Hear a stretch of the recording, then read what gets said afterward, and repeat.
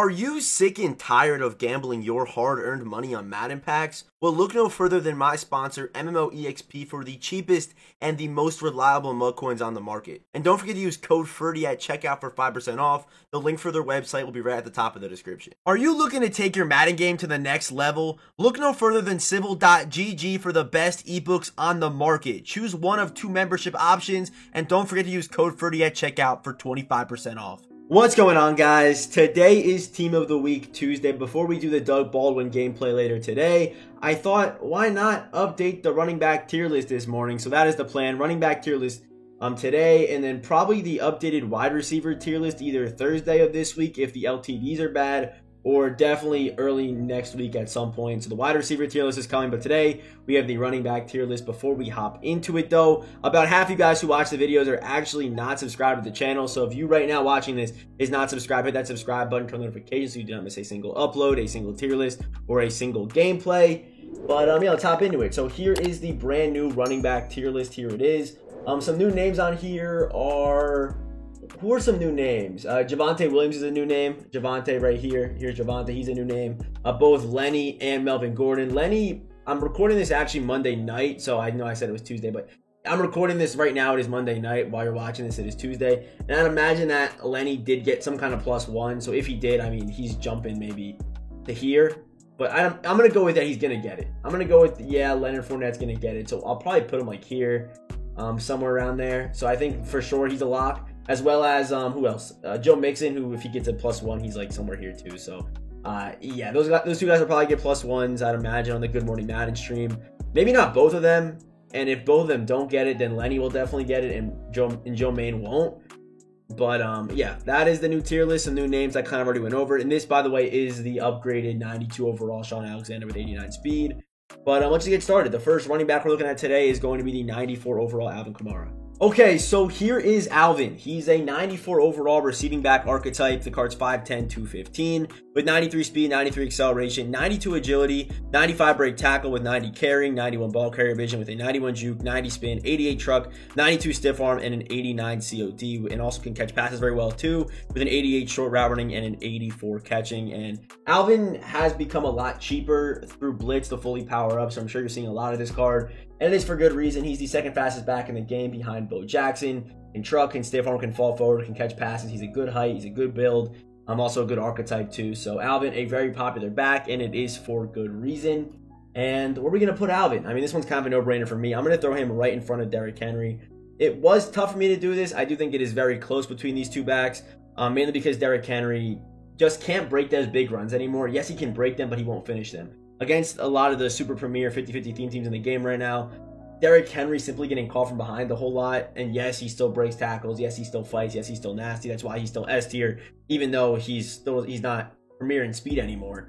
Which when he was, obviously he was super terrifying. We all know that. But I still think he's an S tier back, but he's not in the top 5 in my opinion because he doesn't have that premier speed. And also the fact the fact he's hurt right now in the NFL also does hurt a lot because we all know Derrick Henry he probably played Jacksonville again this year and he probably would have had a 200-yard game.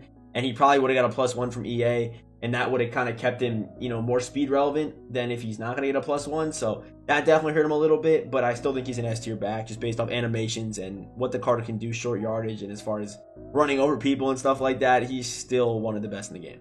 So next up, we have the 93 overall Willis McGahee. This card is obviously very overlooked because he was in the Team of the Week promo, and not many people pay much attention to that promo.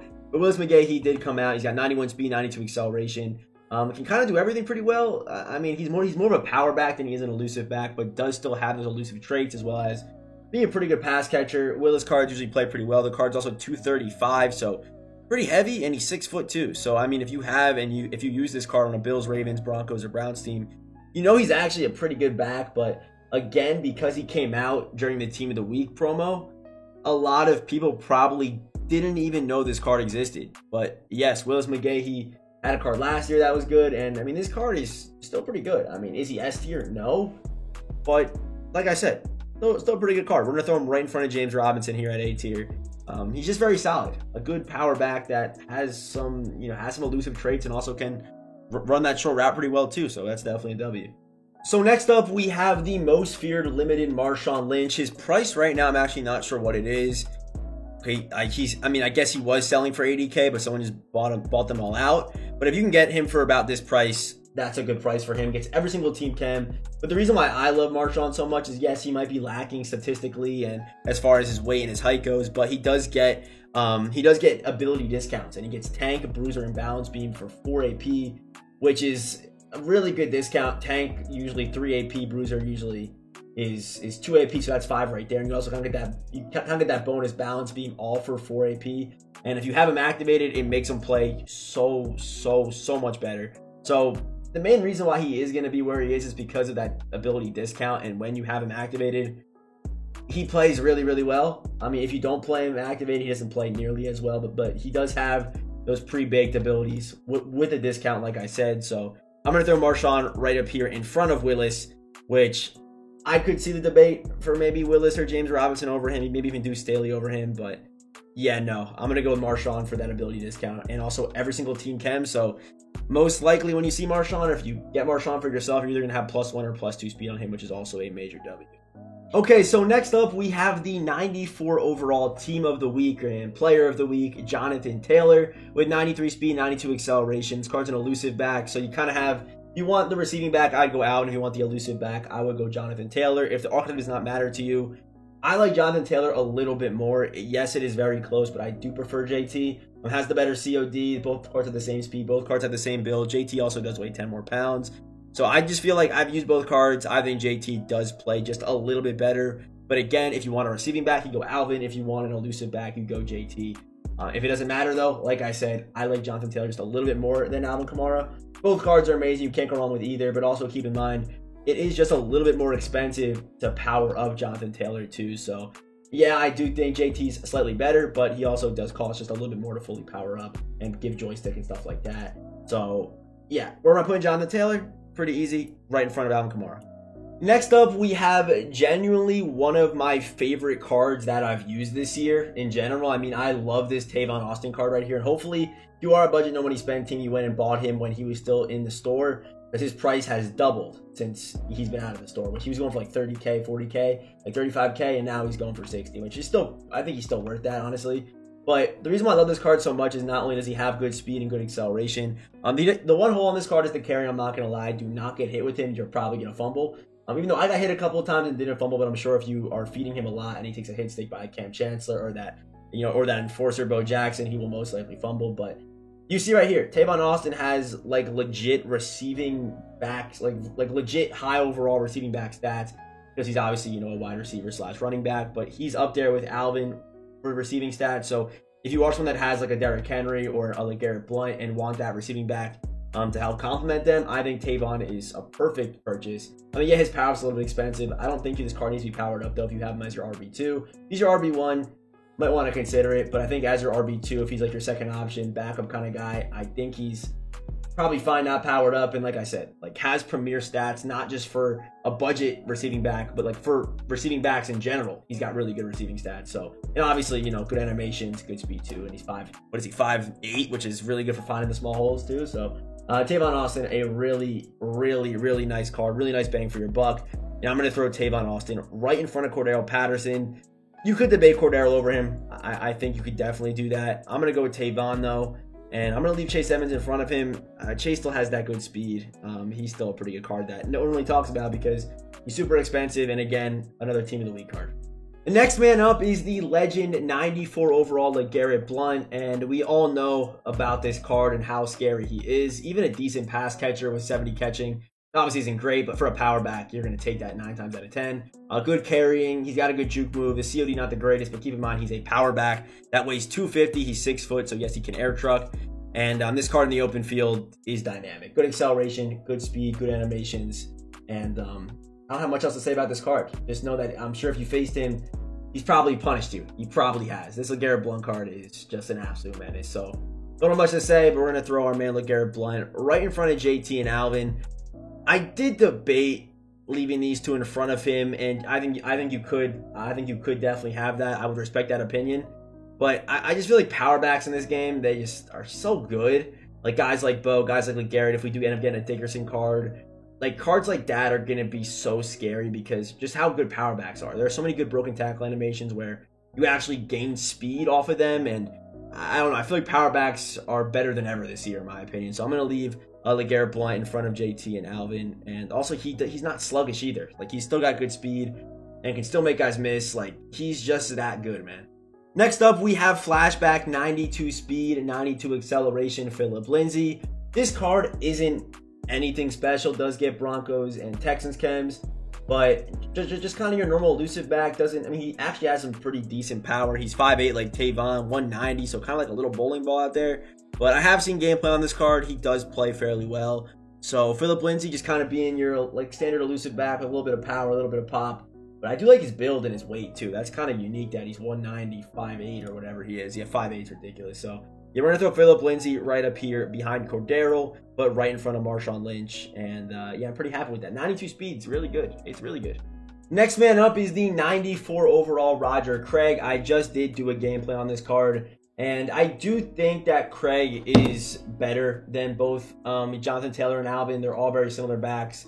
You know, all kind of the same speed, acceleration. Roger Craig, he does weigh 4 pounds less than Jonathan Taylor, but he is 6 foot. Good pass catcher, good catching, good short route running, good animations, can literally do everything. Can truck, stiff arm, break tackle, spin, juke, CODs there. The carrying, powered up, does hit that threshold, which is definitely nice. And also his price, I mean, usually Legends are really expensive. I mean, like 200K for this card.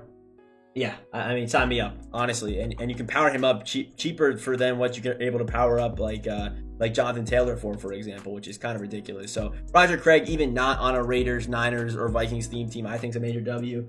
So I'm going to throw our man Roger right in front of LeGarrette Blount up here at S tier.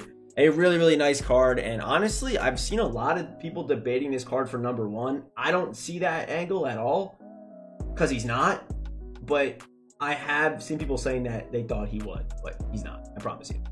And finally, last but not least, we have the 94 overall Blitz Bo Jackson. And I know people are kind of quick to think people are just overhyping this Bo Jackson card. People are overrating this card. But I promise you they're not. And I'm the first, like, I'm not a big Bo Jackson guy in Madden. I did like his Madden 20 golden ticket. Madden 21 was not the biggest fan. Wasn't the biggest fan of his early Madden 20 cards either. Or yeah, early Madden 20 cards either. But yeah, this Bo Jackson card is the best running back in the game. And honestly, if there was an S+ tier, he'd be in it because he has his own X factor. Bo knows X factor. All you need is 6 carries and it lights up and you break every single first tackle. It works the same exact way that Dickerson's X factor worked in Madden 20. So, I mean, how could that not be number 1? If his card's anything like Dickerson from Madden 20, how could he not be number 1? Fastest running back in the game on top of that. He's ridiculous, man. And people saying that he's not worth the price, I mean, he might not be. He's going for, what, 580 right now or whatever? Like 580, 590. I think he's might be worth it, man. Like, it's ridiculous how good this card is. When that X Factor is lit up, even when it's not lit up, I've seen this card do some very inhumane things. Like, just disgusting. Like, he has the animations, the speed to finish those big runs, power, can make dudes miss. You have to dive at his legs. And when the X Factor is lit up, you know, that glitchy warp tackle that every single DB can do, it doesn't become possible anymore because he's breaking the first tackle every single time. And he kind of has this, like, glitchy spin animation where he, like, speed boosts through it. Like, this card's animations make no sense. And obviously the X Factor on top of it is just ridiculous. And not to mention, he's the fastest running back in the game right now. So, Bo Jackson, easily number 1 in my opinion. Like I said, if there could be an S+ tier, he'd be up there. He would be up there for sure. But for now, our top 5 to end the video is Bo Jackson, Roger Craig, LeGarrette Blount, Jonathan Taylor, and Alvin Kamara. Like I said, I could see a debate for maybe this, but I'm going to stick with this, I think. I think LeGarrette is still that good. Very frustrating card to face. And, I mean, I'm able to contain guys like JT and Alvin a lot better than I am able to contain LeGarrette Blount. I feel like for my team, because most dudes, they just gash me inside zone and they just laugh at me basically. So that's the top 5. Of course, if you have any comments disagreeing, let me know down below. I do read every single comment. And if you are still watching, let's comment the taxi emoji for a chance to be shouted out in the next video. And if you are new here, hit that subscribe button, turn notifications. We post daily Madden 22 content. And as always, I'll see you boys in the next one.